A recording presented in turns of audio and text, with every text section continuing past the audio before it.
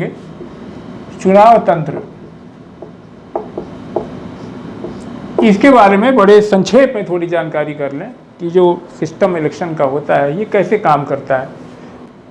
तो पहले तो हम लोगों ने पीछे पढ़ा कि इलेक्शन कमीशन ऑफ इंडिया यानी भारत का निर्वाचन आयोग, जो 3 सदस्यीय निर्वाचन आयोग है, भारत के संविधान का अनुच्छेद 324 निर्वाचन आयोग को इस बात की शक्ति देता है कि वो लोकसभा और राज्य विधानसभाओं के सारे चुनाव का supervision, direction and control,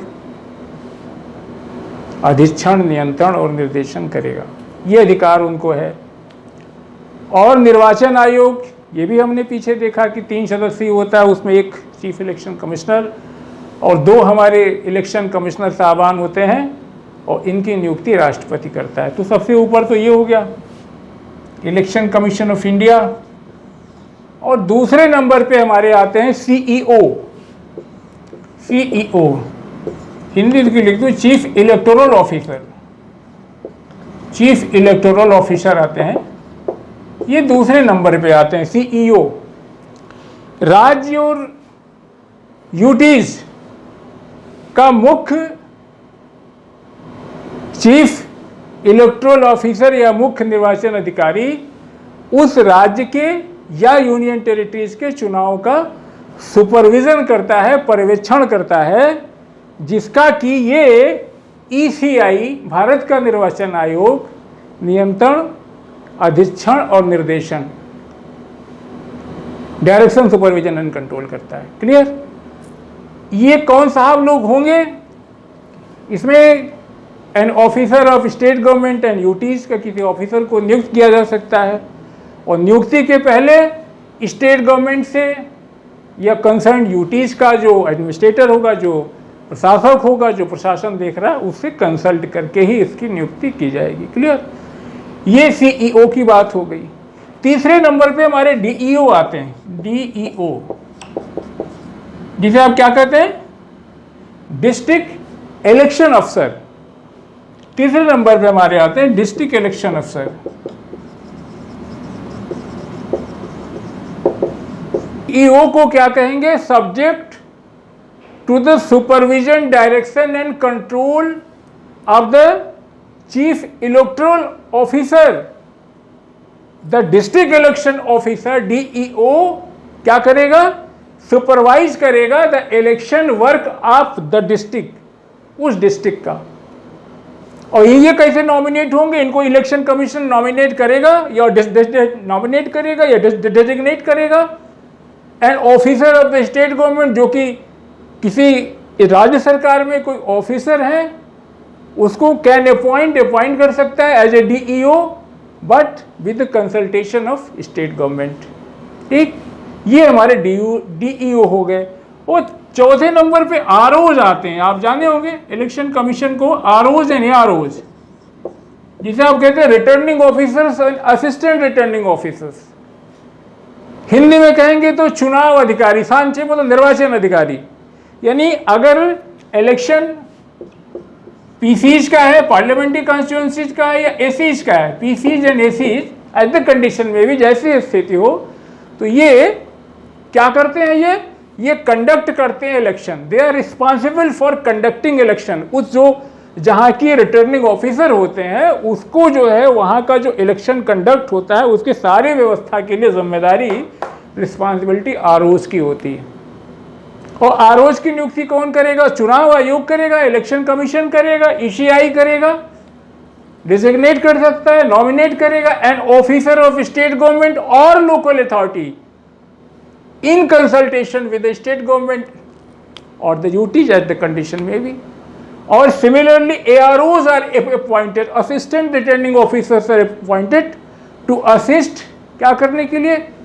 in performance of function of ROs या कई ऑफिस फंक्शन।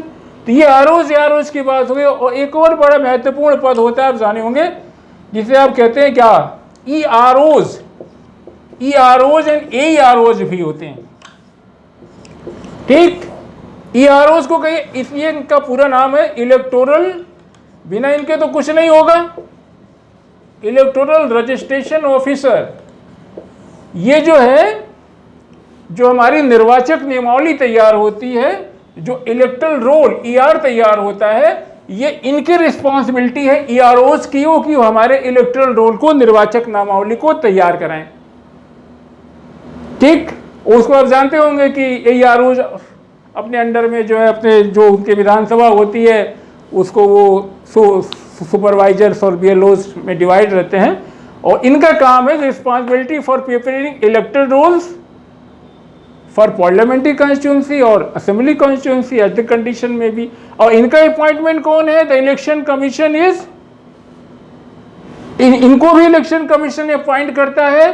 कहाँ से अपॉइंट करेगा? स्टेट गवर्नमेंट से या यूटी से, जैसी कंडीशन होगी से कंसल्ट करके, और कोई स्टेट गवर्नमेंट के ऑफिसर है या किसी लोकल अथॉरिटी को ये अपॉइंट कर सकता है। अपॉइंट कौन करेगा? इलेक्शन कमीशन करेगा। ठीक, और इलेक्शन कमीशन कैसे कर अपॉइंट करेगा? कंसल्टेशन विद स्टेट गवर्नमेंट और यूटीज से। अगर यूटीज के लिए है तो यूटीज के गवर्नमेंट से कंसल्ट करेगा, वहाँ के एडमिनिस्ट्रेशन से कंसल्ट करेगा, या स्टेट गवर्नमेंट से कंसल्ट। और किसको अपॉइंट करेगा? अपॉइंट कर सकता है किसी स्टेट गवर्नमेंट के ऑफिसर को, या किसी लोकल अथॉरिटीज को भी कर सकता है। ये अपॉइंट करेगा। ये हो गया ईआरओ, एआरओ हो गया। और इसी के साथ आप जानते हैं कि प्रिजाइडिंग ऑफिसर्स हमारे होते हैं POs, presiding officers and polling officers. ठीक, प्रिजाइडिंग ऑफिसर जो है पोलिंग ऑफिसर्स की मदद से, वो जो पोलिंग स्टेशन होता है, पोलिंग स्टेशन पे क्या करते हैं? वो कंडक्ट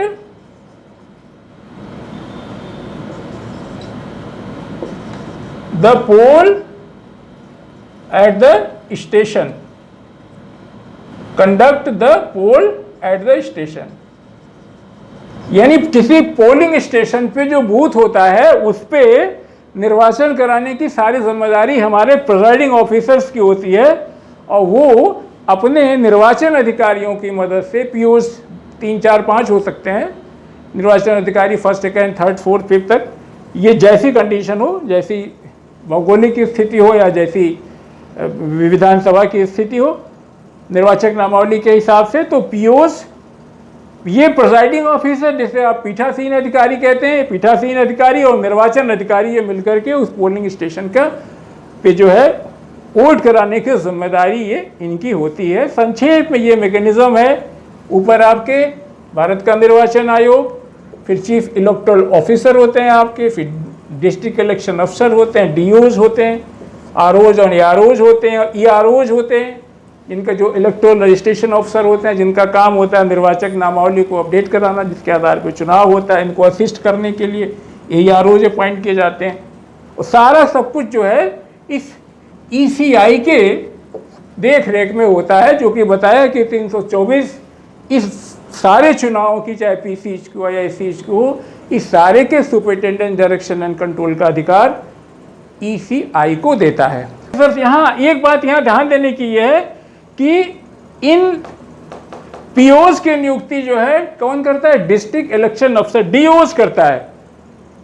जो पीओज का जो अपॉइंटमेंट होता है ये कौन करती है? डीईओज करते हैं। मतलब डिस्ट्रिक्ट इलेक्शन ऑफिसर जो है प्रिजाइडिंग ऑफिसर्स और पोलिंग अफसर्स की नियुक्ति करता है। कौन करता है? DEO, district election officer. But एक चीज यहां ध्यान देने की है कि इन कंडीशन ऑफ यूटीज, अगर ये यूनियन एंड टेरिटरीज के प्रिजाइडिंग ऑफिसर्स की बात आएगी तो इनकी नियुक्ति वहां का आरओज करते हैं। वहां के आरओज होता है, रिटर्निंग अफसर होता है, वो इनके पोलिंग अफसर की नियुक्ति करता है। But other than union territories ये पीओज की नियुक्ति जो है ये कौन करता है? ये डीओज करते हैं। तो ये संक्षेप में बात हो गई।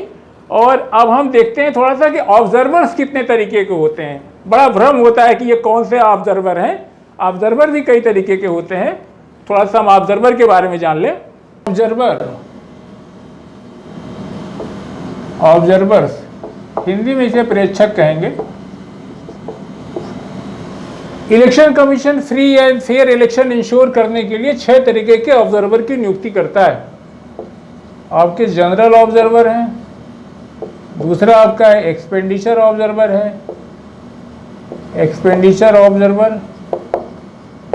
तीसरा आपका हो गया उसी में असिस्टेंट एक्सपेंडिचर ऑब्जर्वर, चौथा आपका पुलिस ऑब्जर्वर है,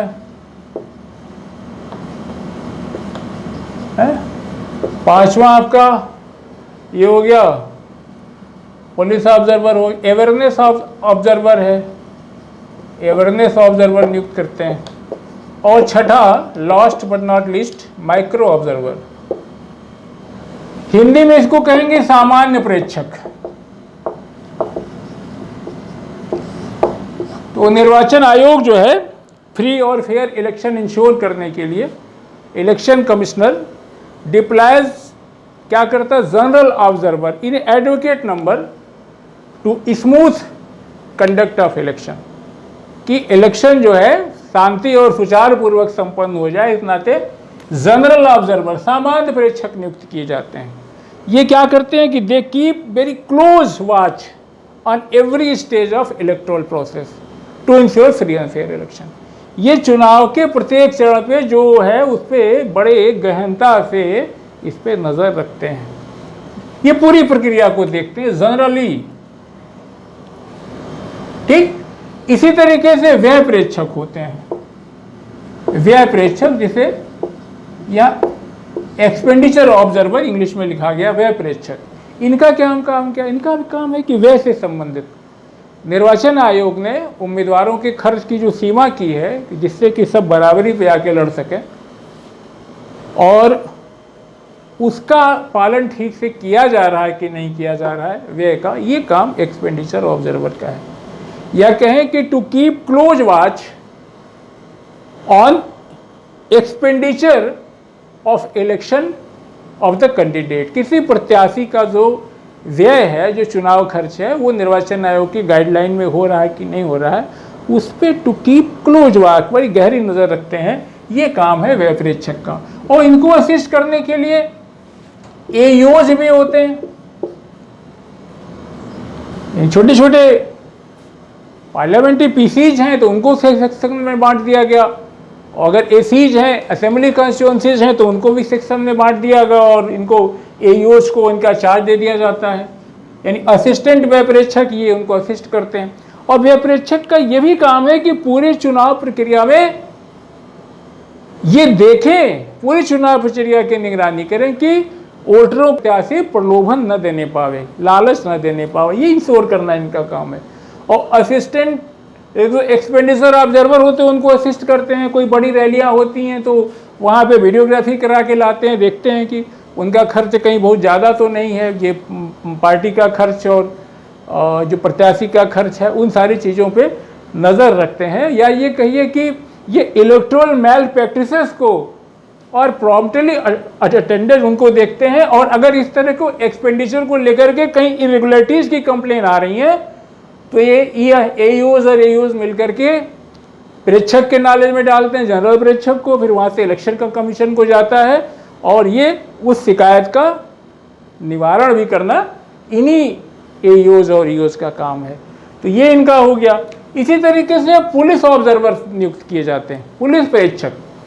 इलेक्शन कमीशन क्या करता है कि जो आईपीएस स्तर के ऑफिसर हैं उनको जो है पुलिस ऑफिसर्स को पुलिस ऑब्जर्वर अपॉइंट करता है स्टेट लेवल पे और डिस्ट्रिक्ट लेवल पे, स्पेशली वहाँ जहाँ की सेंसिटिव है, सेंसिटिव मैटर्स हैं, संवेदनशील क्षेत्र है जहाँ पे, और वो वहाँ पे इनको डिप्लॉय किया जाता है। और ये क्या करते हैं कि ये मॉनिटर करते हैं all activities of relating force deployment, यानी फोर्स को लगाने के लिए, डिप्लॉय करने के लिए जो स्थानीय पुलिस वहाँ पे जो कुछ भी उपाय कर रहा है उसको भी बड़ा कॉन्स्टेंटली वॉच करते हैं कि वो इफिशिएंट है कि नहीं, वो प्रॉपरली मैनेज कर रहे हैं कि नहीं, उसको भी देखते हैं। और एक काम इनका और है कि ये करते हैं जो सिविल एडमिनिस्ट्रेशन है, पुलिस एडमिनिस्ट्रेशन है, दोनों के बीच में कोऑर्डिनेशन देखते हैं। कहीं ऐसा तो नहीं है कि भाई सिविल एडमिनिस्ट्रेशन पुलिस एडमिनिस्ट्रेशन के काम करने में थोड़ा फर्क होता है, तो इनका काम ये भी है कि कोऑर्डिनेट करना in between civil administration and police administration. क्यों?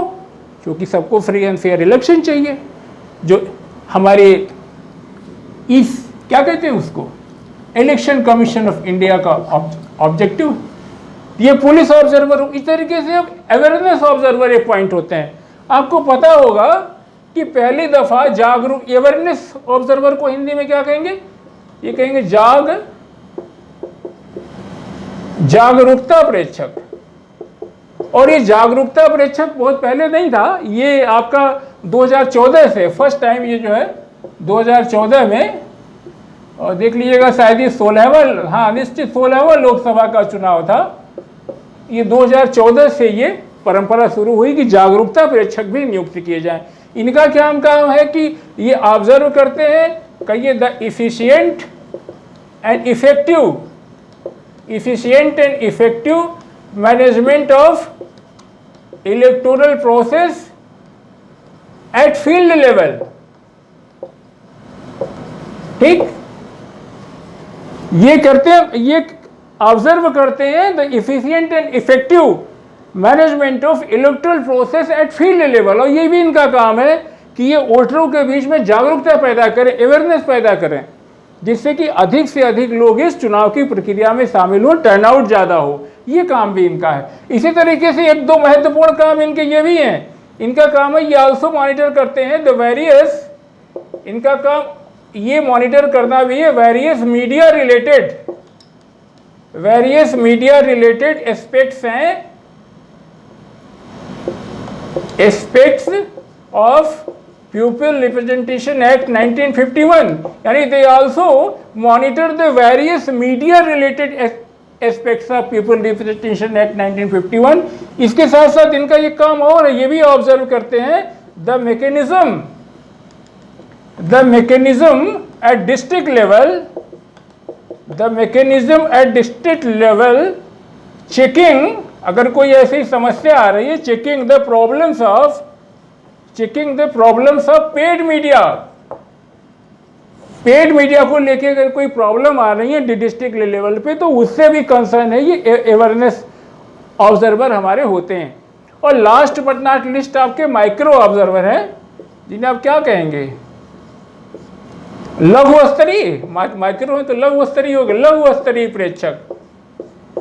इनका भी नाम आपने सुना होगा। इनका काम ये है कि खास करके पोलिंग जिस दिन हो रही होती है उस दिन ये पूरी जो बूथ पे जो चुनाव प्रक्रिया होती है उसको बहुत बारीकी से उस पर नज़र रखते हैं।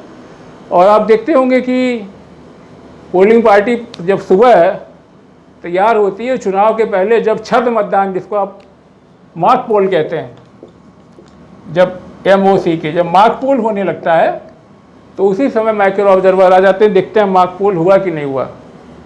मॉक पोल जरूरी है कराना इलेक्शन कमीशन के गाइडलाइन में, जिससे ये देख लिया जाए कि यूज BUs और हमारे VVPAT सही से काम कर रहे हैं, इसमें पहले से कोई वोट कहीं कास्ट तो नहीं है, मशीन सही से काम कर रही है कि नहीं कर रही है, या जिस बटन को हम दबा रहे हैं वोट भी वहीं जा रहा है। तो ये मॉक पोल से लेकर के और पूरी प्रोसेस होती है बूथ पे। आपको पता है कि बताया अभी प्रिजाइडिंग ऑफिसर्स होते हैं और हमारे पोलिंग अफसर्स होते हैं, 3, 4, 5 क्षेत्र के हिसाब से, जो चुनौती बड़े क्षेत्रों के हिसाब से और वोटों की संख्या के हिसाब से उनका निर्धारण किया जाता है। तो मॉक पोल से लेकर के और मशीन की जो सीलिंग होती है, यानी मशीन के सील होने तक, सील पे भी होता है उनको अपना निशान लगाना चाहिए माइक्रो ऑब्जर्वर को।